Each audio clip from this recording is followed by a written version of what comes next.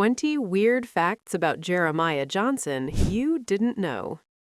Before we begin, understand this. Jeremiah Johnson is not a Western. It just wears one.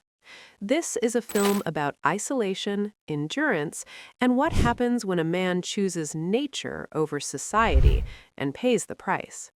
What you're about to hear are not fun facts. They're survival stories. Let's begin. Fact 1. The film was inspired by a real man who terrified the frontier.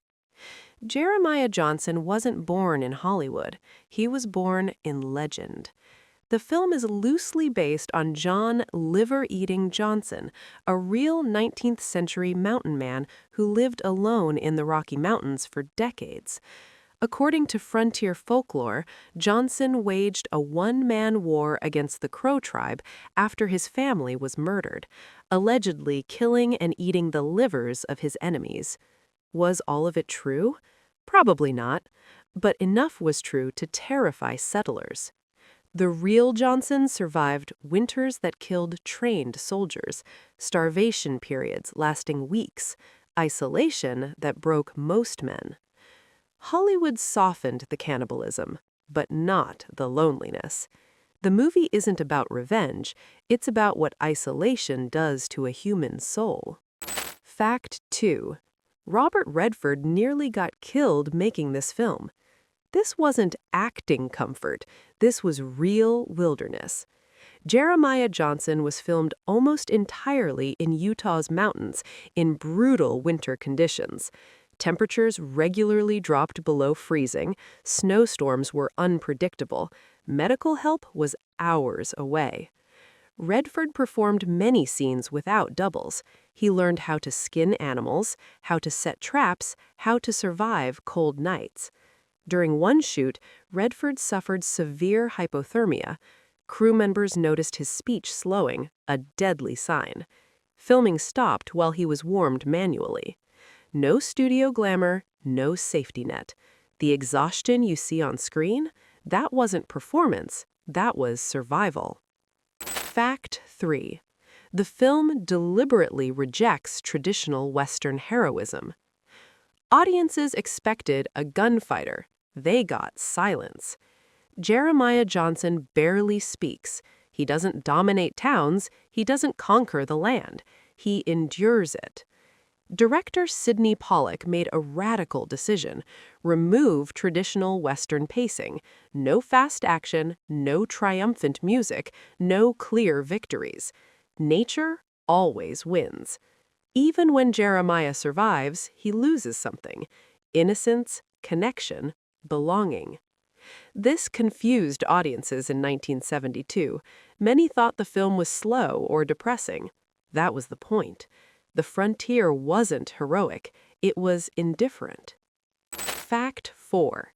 The film's most beautiful scenes are also the most dangerous. Those mountain vistas weren't filmed on sets. They were filmed in real locations where avalanches, wild animals, and exposure were constant risks. One crew member reportedly said, "This place doesn't care if we're here." Animals used in the film weren't trained like Hollywood animals. Several scenes were filmed with real wildlife nearby, including wolves. At night, crew members slept with rifles nearby, not for the script, but for protection. Nature wasn't a backdrop, it was a threat. Fact 5. Jeremiah Johnson is about choosing exile, not freedom. This is the film's darkest truth. Jeremiah doesn't escape society, he exiles himself. At first, the wilderness looks like freedom. No laws, no noise, no expectations. But that freedom becomes isolation. Friends die, family is taken, seasons repeat endlessly. The mountains don't reward him, they tolerate him. By the final scenes, Jeremiah is no longer a man seeking peace. He's a man who has outlived his place in the world. The famous final nod between Jeremiah and another mountain man isn't triumph, it's recognition. Two ghosts acknowledging each other. You're still here, so am I. That's all that's left. Fact 6. The silence in the film was a deliberate psychological weapon. One of the strangest things about Jeremiah Johnson is how little dialogue it has. This wasn't accidental. Director Sydney Pollack intentionally stripped the script of unnecessary speech. He believed language was a luxury of civilization, and the wilderness doesn't allow luxuries. Jeremiah speaks only when survival demands it. No speeches, no explanations, no self-expression. The silence forces the audience to sit with him, to feel time stretch, to feel isolation press inward, to understand how loneliness becomes routine. In many scenes, the loudest sound is wind. That silence isn't peaceful, it's oppressive, and it slowly rewires the man living inside it. Fact 7. Native American representation sparked quiet controversy. At the time of release, some Native American groups objected to the film's portrayal of tribal conflict, particularly the Crow tribe. But here's what complicates the criticism. The film doesn't portray anyone as heroic. The tribes aren't villains. The settlers aren't heroes. Jeremiah isn't innocent. Violence happens because worlds collide, not because one side is evil. Pollack consulted historians and tribal advisors, attempting realism over comfort. Still, the story reflects frontier mythology filtered through white memory, and that tension is visible. The film doesn't excuse genocide, it depicts consequence, and that made many viewers uncomfortable, then and now. Fact 8. The brutal bear attack scene nearly ended production. That brutal bear attack scene wasn't just intense, it was dangerous. The bear used was partially trained, but unpredictable. Handlers warned the crew repeatedly. During filming, the animal reacted aggressively to sudden movement and noise. At one point, the bear lunged farther than planned. The crew froze. The take was kept. Pollack later admitted that scene came dangerously close to real catastrophe, but he refused to soften it, saying, "Nature doesn't pull punches." The scene works because it feels uncontrolled, because it was. Fact 9. The film was marketed wrong and paid the price. When Jeremiah Johnson was released, studios marketed it as a traditional Western adventure. That was a mistake. Audiences expecting gunfights and clear victories were confused, even disappointed. Some walked out. Others complained it was too slow or too sad. But critics slowly realized something different. This wasn't entertainment, it was meditation. Over time, the film found its audience, not in opening weekends, but in late-night viewings, repeat watches, and quiet admiration. It aged better than louder films because it wasn't chasing excitement, it was chasing truth. Fact 10. The ending is one of the loneliest in American cinema. That final moment, the nod. Two mountain men pass each other. No words, no smiles, no warmth. Just recognition. It's not victory, it's survival acknowledging survival. By then, Jeremiah isn't searching for peace, he's accepted something colder, that the wilderness doesn't grant meaning, it only removes illusion. The nod isn't friendship, it's confirmation. You're still here, so am I. That's all that's left. Fact 11. Jeremiah slowly loses his identity without noticing. One of the most unsettling things about the film is what isn't shown. Jeremiah never reflects. He doesn't talk about who he was. He doesn't reminisce. He doesn't plan a future. His past simply disappears. As the seasons pass, Jeremiah sheds identity the way the wilderness strips flesh from bone. Soldier, husband, settler, all gone. What replaces them isn't freedom, it's function. He eats when hungry, moves when cold, kills when threatened. The film suggests something terrifying. When survival becomes your only goal, personhood becomes optional. Jeremiah doesn't notice the loss. The audience does. Fact 12. Grief is treated as a natural disaster, not an emotion. When Jeremiah loses his family, the film refuses to dramatize it. No screaming, no revenge monologue, no emotional release. The deaths happen like avalanches, sudden, devastating, and impersonal. Jeremiah doesn't seek justice. He absorbs loss the way the land absorbs blood. That choice shocked audiences in 1972. Hollywood trained viewers to expect emotional catharsis. But grief in the wilderness doesn't resolve. It settles. And once it settles, it reshapes the man carrying it. Fact 13. Jeremiah becomes a myth inside his own story. As the film progresses, Jeremiah stops being treated like a person by others. He becomes a figure. Trappers talk about him. Natives recognize him. Strangers nod instead of speaking. He is no longer someone you know. He's someone you acknowledge. This mirrors real frontier mythology, where isolation turns men into legends, whether they want to or not. Jeremiah never seeks reputation, but survival, repeated long enough, becomes story, and story replaces humanity. Fact 15. Modern survival culture misunderstands this film.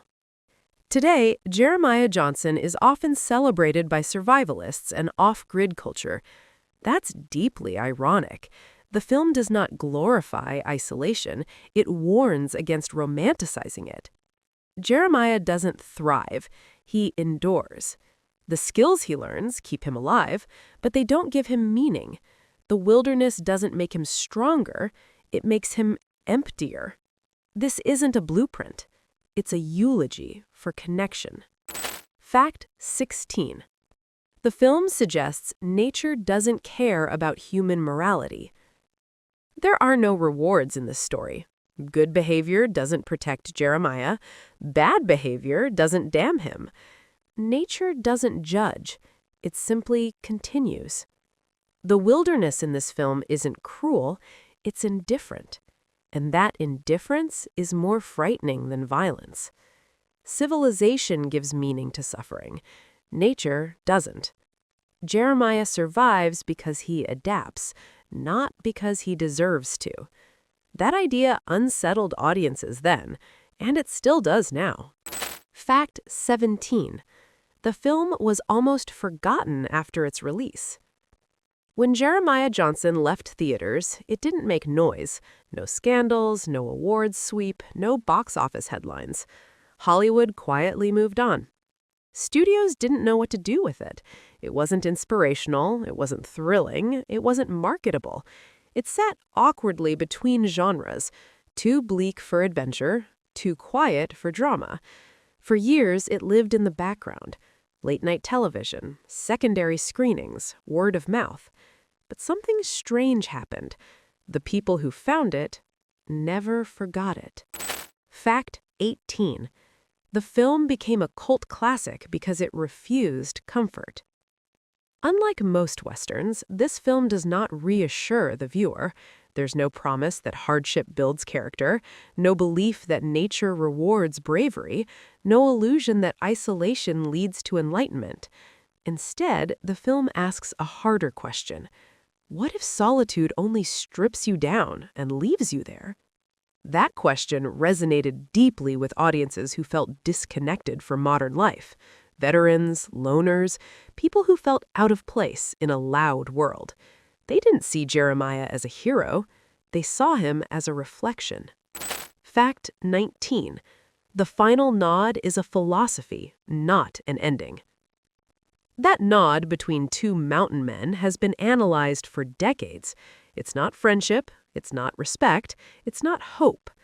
It's acknowledgement. Two men who understand something others don't. That survival isn't victory. That endurance isn't purpose. That staying alive doesn't mean you're living. The nod says, I see what this life costs. You're still paying it too.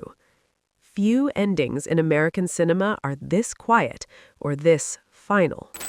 Fact 20. Jeremiah Johnson is about the cost of choosing a way. Many films celebrate escape. This one interrogates it. Jeremiah doesn't run from something evil. He runs from noise, from rules, from people. And the film asks, what do you lose when you leave everything behind? The answer isn't dramatic. It's slow. You lose shared memory, language, witness. Eventually, you lose the need to explain yourself. And when that's gone, what's left? Fact 21. The final truth. This film is a warning disguised as freedom. This is the most important fact of all. Jeremiah Johnson is often misread as a celebration of rugged independence. It's not. It's a warning about what happens when a man mistakes silence for peace and isolation for clarity. The wilderness doesn't heal Jeremiah, it empties him. And in that emptiness, he survives, but at a cost so total that there's nothing left to return with. The film doesn't tell you not to leave. It asks, what are you willing to lose if you do? Jeremiah Johnson wasn't meant to entertain you.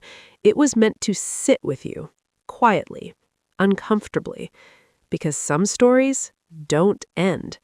They linger. If this documentary made you see the film differently, if it made solitude feel heavier instead of romantic, if it stayed with you longer than expected, subscribe now for more deep dive film documentaries that uncover the truth's cinema whispers instead of shouting.